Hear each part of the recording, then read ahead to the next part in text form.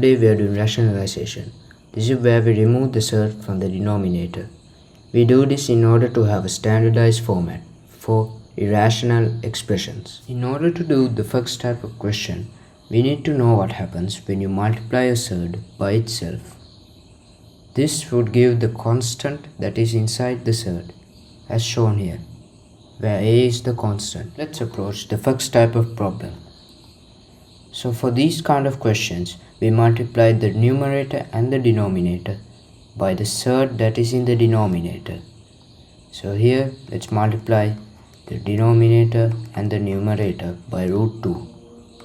That is going to give us root 2, and using this knowledge, we can say that this root 2 into root 2 gives us 2. And therefore, we have rationalized the denominator's surd. Here's another problem we can do. Let's multiply the numerator and the denominator by root 3, which will give us root 3 over root 3 into 3, which is going to be 3. For the second type of problem in rationalization, we need to know this key concept called difference of two squares. So if we have something like this, a squared minus b squared, we can write it in this format, a minus b, a plus b, and vice versa.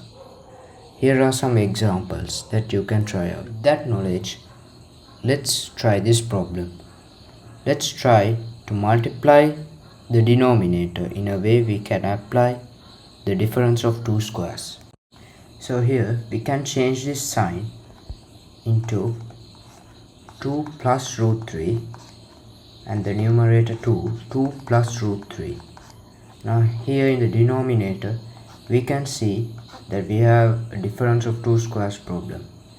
So the numerator multiplies by 1, therefore 2 plus root 3 over the difference of two squares, 2 squared minus root 3 squared.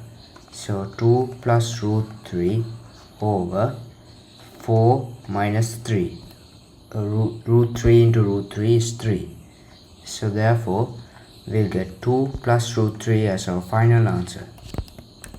Let's approach the second problem where we have two surds in the denominator. Let's get this into a difference of two squares format by changing this sign. So that's going to be root 5 minus root 8 and the numerator 2, root 5 minus root 8.